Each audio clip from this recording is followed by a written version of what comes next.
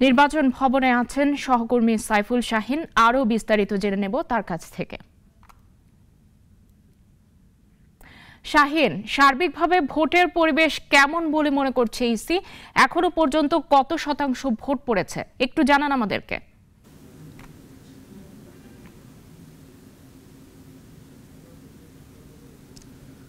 শামীমা, সকাল থেকেই কিন্তু আমরা আগারগাঁওয়ের যে নির্বাচন ভবন সেখানে রয়েছি। আপনি জানেন নিশ্চয়ই যে নির্বাচন কমিশন প্রতিটি নির্বাচনের সময় তারা এখান থেকেই কিন্তু নির্বাচন পর্যবেক্ষণ করে এবং আইন শৃঙ্খলা পরিস্থিতি সব কিছু মিলে তারা কিন্তু এখানে বসে নির্বাচন পর্যবেক্ষণ করে। তার মাঠ পর্যায়েও তাদের কর্মকর্তারা রয়েছেন।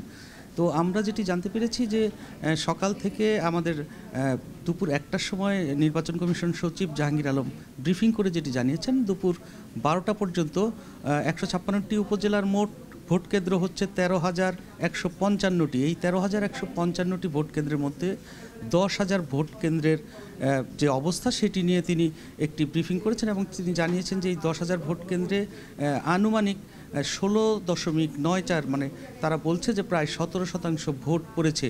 যদিও আমরা বিভিন্ন জায়গায় খবর পেয়েছি যে ভোটার উপস্থিতি কম, কিন্তু তারা বলছে যে দিন বেলা বাড়ার সাথে সাথে ভোটার আরও বাড়বে এবং ইতিমধ্যে এখন যেহেতু দুপুর 2টো বাজে, তারা আশা করছে যে দুপুর 2টোর মধ্যে 20% মতো ভোট পড়ার কথা রয়েছে এবং তারা আশা করছে এই শতাংশ বিকেল 4টা পর্যন্ত আরও বাড়বে। আর যদি সার্বিক পরিস্থিতির কথা বলি, তারা বলছে যে বড় ধরনের কোনো সহিংসতার খবর কিন্তু এখন পর্যন্ত তারা ওই ধরনের পায়নি। ছোট ছোট কিছু বিচ্ছিন্ন ঘটনার খবর তারা পেয়েছে, যেটি ইতিমধ্যে আপনিও আমাদের প্রতিনিধিদের মাধ্যমে পেয়েছেন।